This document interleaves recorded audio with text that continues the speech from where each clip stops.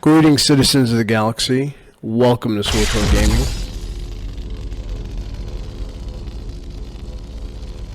Who we truly are is defined by our actions. In today's video, we're going to go into the expansion 6.0 Spoils of War. But before we get into it, I'd like to give a special thanks to Prince. Thank you for posting this video on your channel, Urban Acolyte. So I want anyone who's watching this video for the first time on my channel and on Urban Acolyte, please subscribe to Urban Acolyte, and those who are watching this on Urban Acolyte channel, please subscribe to SWTOR Gaming, as I will continue to deliver stories from my corner of the galaxy, far, far away. For those who are unfamiliar with SWTOR, it stands for Star Wars: The Old Republic. It's a massive multiplayer online role-playing game set in the Legends galaxy of Star Wars, which is a continuation of the Knights of the Old Republic video game series. It takes place thousands of years before the Battle of Yavin. In this game, you can choose from 8 classes: 4 Republic, a Smuggler, a Trooper, a Jedi Knight, and a Jedi Consular, and 4 Imperial, of which you can choose a Bounty Hunter, an Imperial Agent, a Sith Inquisitor, or a Sith Warrior. You pick from one of these 8 classes and become the very hero of your own hero's journey, or play long enough to become the tyrant or villain of your very own Star Wars story, which is something that many of us wanted to do. Now that that's out of the way, I'd like to delve into this new expansion, but before I do, I just want to give a spoiler warning for those who haven't played any content from the game or are just new to this game at all. What we're about to discuss, or I'm about to talk about and explain, pretty much is a spoiler for all content that comes from the beginning of the game, the class stories, all the way up past the Knights of the Eternal Empire, past the Order of Xildrog story arc. Which I would like to say, if you like Game of Thrones and you love Star Wars, Knights of the Fallen Empire is like Game of Thrones set in the Star Wars galaxy area of wild space. So it's pretty cool. But I want to give you all a warning, a spoiler warning. 3, 2, 1. Okay, spoiler warning has been given, so let's get into it. Latest expansion is coming back to the roots of what we experienced in the class stories. That old tale-old battle, the ageless battle, going across the millennia, the Jedi versus the Sith. So the first schism. So this time, it takes place after all the events, like I said, of Knights of the Fallen Empire, Knights of the Eternal Throne, and the Order of Xildrog. So you are still the commander of the Alliance, but that alliance is really on its last legs. Now that you are no longer in control of the Eternal Fleet, you don't have the Gravestone, pretty much your alliance is no longer the premier power in the galaxy. So, since the Sith Empire and the Republic are gearing back up to get in each other's faces, you're going to have to choose one side or the other. What makes this expansion a little bit more interesting than previously we just go back to our sides. If you were on the Republic, you go back to the Republic. If you were an Imperial character, you go back to the Empire. But this time, you don't have to be a loyalist. You can choose to be a saboteur and sabotage your own side and a chance to probably switch sides. So you can be a saboteur or a loyalist. Loyalist, obviously, going back to your side, being loyal. Saboteur, sabotaging your side with the intention of joining the other side. Now, once you've made your choice, your story picks up on Ossus. In Tales of the Jedi Legends series, the comic series, you find out that this was the site of the great Jedi library and one of the homeworlds of the Jedi. It's where Master Oda on Earth had his last stand against Exar Kun to protect some Jedi relics, and it's where Exar Kun and Ulic Keldroma, Exar Kun being the Dark Lord of the Sith at the time, caused the Kronk cluster to go supernova, destroying burning the surface of Ossus. We're visiting Ossus again, 320 years after it was devastated by Kun and Ulakeldroma. What we find out this time is that during the events of the Eternal Empire, while the whole core worlds and the Outer Rim, especially where the Empire was pretty much surviving the onslaught of the battle against the Eternal Empire. A few Jedi that were survived, because most of them were unfortunately destroyed, are hiding out on Ossus. There's also a handful of Republic colonists, and they've learned how to terraform and grow new crops on this harsh climate. And it's this technique that's going to be very essential in the battle to come. The upcoming Third Galactic War. Imperial characters are introduced to a new character, a commanding officer for the Ossus forces, the Imperial forces. What immediately stands out is she's a Twi'lek. Now, the Empire has always been prejudicial to non-humans. Even if you're playing as a Sith, you find out that if you play, they just look down on non-humans. But now, due to what's the aftermath of the battle with the Eternal Empire, we come to realize two things. One is that it's hitting the Empire a lot harder than we thought. So now, so much to the point that they've now put aliens amongst their military ranks in order to replenish the ranks that they've lost after the war against Sakul. And number two, little by little, the Empire is changing into a more progressive way. There's other things that we learn that I don't want to completely tell you, which will take away from the story of there. For the purposes of what we have here for the pre-expansion, I'll just explain the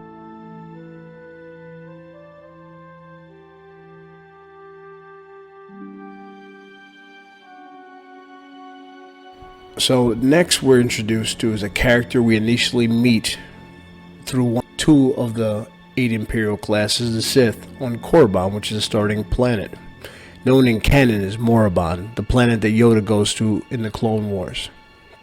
And they kind of have alluded to it used to have a different name, so in canon, possibly it could have been called Korriban a long time ago. Through the new Old Republic movie trilogy, I believe, that Dan and Dave from Game of Thrones are doing, we might find out indeed that it used to be called Korriban and not Moraband. But so far, that's just legends. So we meet Melora, now Darth Melora. You first meet her as she was apprenticed to the Beastmaster of the Sith Academy, Lord Renning, who is master of these, what they call Tukatas, which look like giant mutant dogs, but most of them were left to guard the tombs, and they're pretty deadly. So you do an errand, and the apprentice Melora gives you that quest. And without spoiling anything, really, the outcome of that quest gives you, this time when you meet her again, a possible interaction, a unique interaction, depending on what your choices are. Now, if you didn't take the quest, she'll just know you as the Outlander. So she'll know of you, but you won't get that little side dialogue. Now you find out that Melora, now Darth Melora, a Dark Council member, she's head of the sphere of scientific advancement and technology, and she has genetically modified herself and some Genosians, an army of Genosians, dropped them off all across Ossus. You'll remember the Genosians from the second prequel movie, Clone Wars. They're the bug creatures that are in that arena scene where you see all the Jedi fighting the droids, and it's just one of the big scenes towards the end where you have Obi-Wan Kenobi, Anakin Skywalker, and Padme Amidala in that scene. You find the bug and different animals that are about to attack them. And it's the same scene same area where Jango Fett gets decapitated by Mace Windu. But you know, the bug creatures in that area. So they don't look anything like them because they've been genetically engineered to be more violent and more crazy than ever through Sith sorcery and technology and genetic engineering. And these Geonosians have been dropped everywhere across Ossus. Well, I'm going to explain more about that, but let's go now to the Republic side. Like I said, Republic's also similar. You can be a loyalist and continue on with the Republic, or you can betray the Republic and join the Empire. Maybe you played a Jedi that had the dark side leadings. You hear the seduction of the dark side. Well, this time you can change. You can join the Empire and may possibly later on become a powerful Sith Lord. Just do the Imperial storyline. You're brought to this base that's inside this crashed Star Destroyer. It's a very unique setting. But when you do the Republic storyline, you are actually take a shuttle and you land on the colony, the Jedi colony on Ossus. It's like a farm or a little homestead. And the first person you meet is Jedi Master Nostaral. And you'll know Nostaral, he's a Kaldorian. Same like, I don't remember his name, it was the Jedi Master that Ahsoka Tano brought Ahsoka Tano to the Jedi Order. He's the one who, if you've ever seen the Star Wars The Old Republic timeline, his voice is the one that narrates all those videos. They're from his holo journals. And you meet a new character, Jedi Knight Tau Idair. Tau Idair. I always get her name wrong. Tau Idair or Tau Idair. And she looks really cool. Her armor looks like it could have been in Clone Wars. Half armor, half robe. You know, very good design. And she has a green lightsaber. She's also a huge character too.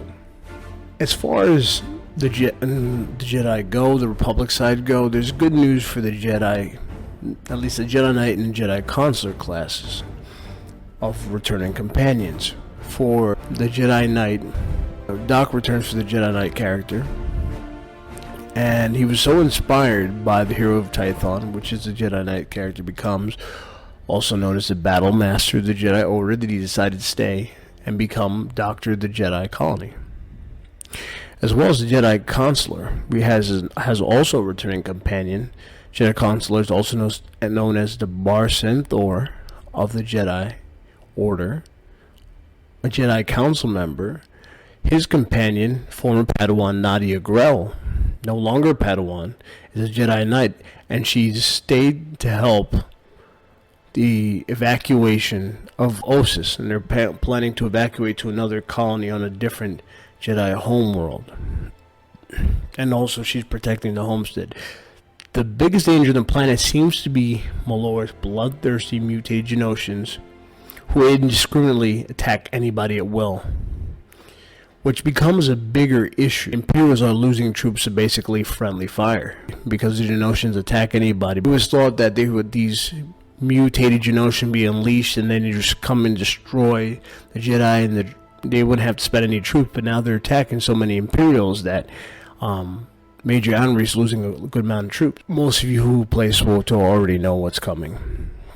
And those who haven't or stopped playing the game haven't gotten to this part, it's a spoiler warning. It's going to not ruin something big, but I cannot discuss the new expansion without giving the face of the constituted Sith Empire, as far as the one who's leading the charge.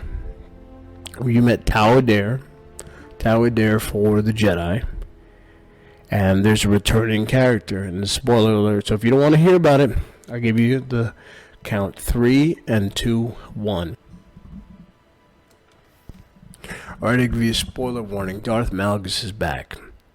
And I was ecstatic. I mean, I was always hoping for him to come back. There's another person I'm waiting for, another Sith Lord whose ending we don't know about yet. So, but this was one of them. And a lot of people were griping and everything like that, but I thought it was amazing because he's pretty much the Vader of the Old Republic series. A lot of similarities between Anakin. So much so that in the Book of the Sith, I believe Emperor Palpatine talks about how he thought Malgus served as a great role model for Vader. I believe Vader also respected him as well. But the design is basically based off of drawings of Ralph McQuarrie. If you check one of some of the original drawings of Vader without a mask, with just a breather and a helmet, it looks so similar. So I always believed that. I mean, I don't think anyone's confirmed it somewhere. Someone probably take a look, but I've always believed that those designs were based off of Ralph McQuarrie's original design. So he's back, and as soon as he takes control of the forces on Ossus, the battle begins to drastically change in the Empire's favor. So now we have Malgus taking control of the Ossus forces, and the tide begins to change. Every moment becomes more perilous for the Jedi and the colonists on Ossus. Eventually, you carry out certain missions, culminating in an Order 66 style assault on the Great Jedi Temple, the Library of Ossus. I'm not going to ruin the ending because it's something I believe you should play for yourself. It's really exciting, part of the story, but it's like the tip of the iceberg. Again, this is a pre-expansion, just like we had the pre-expansion for Rise of the Emperor, and we had it for Shadow of Revan. Now going into the actual expansion, Spoils of War. Now let's talk about Spoils of War. A new expansion coming next month. The war will be between the Republic and the Sith Empire, as we reiterated. It'll introduce 2 new planets. One we've been to, in Onderon. Another is not much of a planet, it's an asteroid. It's an original planet called Meksha. We'll be introduced to a new raid on the moon of Duxon. Duxon is Onderon's moon, as well as a conclusion that will take place in a new flashpoint, which is a single player kind of raid. You can also play multiplayer on it as well, up to 4 people, on the shipyards of Corellia. And the design looks very similar to what we've seen in Solo, a Star Wars story.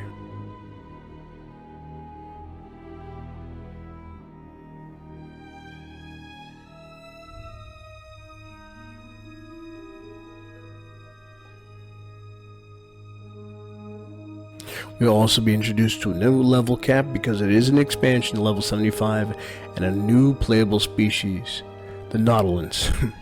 Now you can create your own Kit Fisto in the Old Republic. So I'm used to see how many varieties of Kit Fistos we're going to see.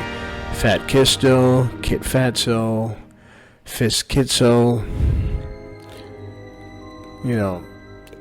It'll be interesting to see. I think the day one, there's going to be 120 Nautilans just running around.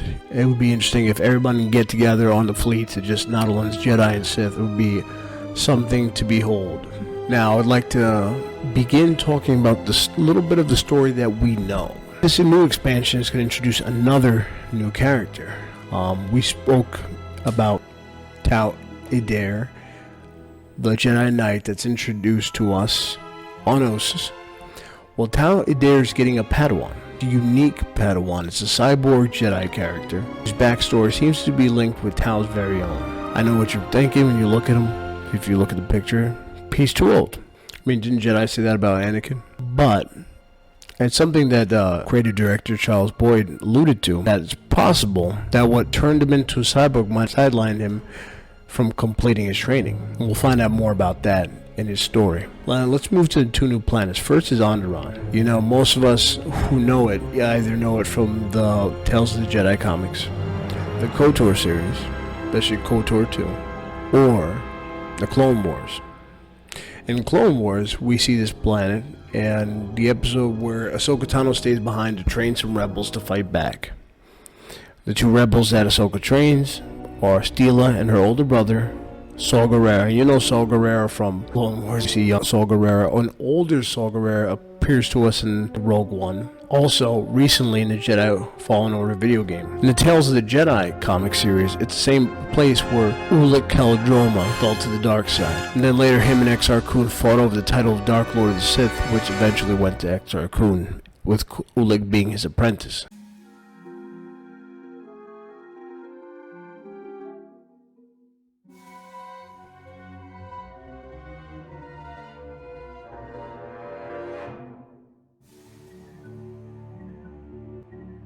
So there's a long history of like civil wars, Mandalorians, Jedi, and Sith. So I'm pretty sure we're gonna get some good lore. Next is a playable area, but it's not a planet, it's more of an asteroid, a hollowed out asteroid called Mek-Sha, which is probably the most interesting about it.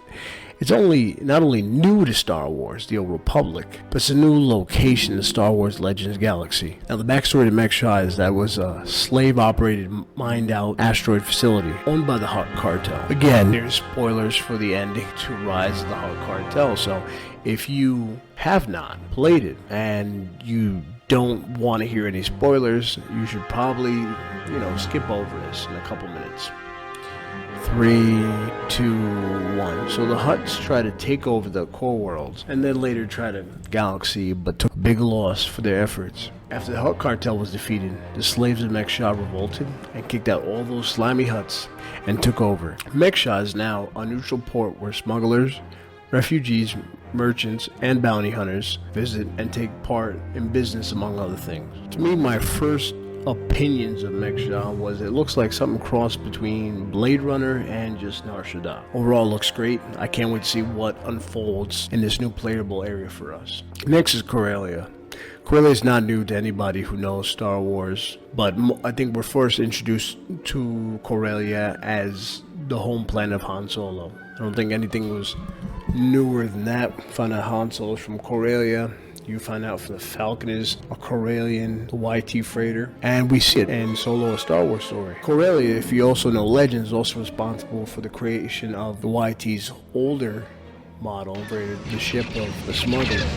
Right here in this flashpoint on Corellia is where the story will come to an end, as far as this chapter of the story. The reason I bring up a lot of the ships is because the story apparently has to deal with the Corellian shipyards. We see a little bit of it when you do stories on Corellia, but I think the Sith will try to take control of the Corellian shipyards, and the Republic, since Corellia is one of the most important worlds, the Republic will again have to defend Corellia. So it'll be Tau Idair and her Republic Jedi forces versus Darth Malgus and Sith Empire, probably with some surprise along the way, but the conclusion of Spoils of War will take place on Corellia. Now let's move on to Duxon, one of Onderon's 4 moons. And Duxon has a rich history. The Jedi Revan fought against Mandalorians and suffered heavy losses trying to capture Moon Duxon. Eventually, Mandalore had to retreat. A character that you meet in the first Knights of the Old Republic, who's another companion character in Knights of the Old Republic 2, Mandalore. You find his Mandalorian enclave. There's the Beast Riders, whose beasts originate in Duxon. Most of the monsters, like all the monsters you find, all come from the moon of Duxon, because its atmosphere is so close that pretty much these beasts called Drexels just fly over, and it's infested with all sorts of monsters. But Evil Corporation, you probably heard it before, Zerka is back at it again. They set up shop with a secret Zerka corporate research facility, which has apparently been modifying different species genetically, making them into lethal monstrosities to sell to the highest bidder. My first introduction to Zerka was in Knights of the Old Republic, where you find out that they've enslaved the Wookiees and been using them as labor. So, I mean, it's interesting to see what kind of monsters we'll see. Will we face Mandalorians, because Mandalorians always had a presence on Duxon? Will there be Trandoshans, because all the monsters that are on Duxon naturally bring hunters. Trandoshans serve the goddess and try to get their Jagannath points. Mandalorians love the great hunt, and they try to hunt the most deadliest beasts they can. So we'll see what that brings. Lastly, for this new expansion, 6.0 will bring some more changes to free-to-play. Look, guys, this game is great. One of the only MMOs, they're in the top 10 all the time for one of the best MMOs of the year, especially with their story and their free-to-play. With 6.0 Spoils of War, people who pay nothing, free-to-play players, will also get the Rise of the Hutt Cartel expansion and the Shadow of Revan expansion for free. That's right, you pay nothing and you also get that along with the class story. So there's so much you get without having to pay a dime. If you like Star Wars, it's something I recommend. You create your own character. You can create a character that looks like your favorite Star Wars story, or you can create a version of yourself and become the very hero of your own hero's journey. What are you waiting for, right? That's pretty much all there is for now. A lot of great things coming to this game, so Hopefully I'll see you guys in game. Last but not least, I'd like to thank you all for watching this video, and may the force of your will further your destiny.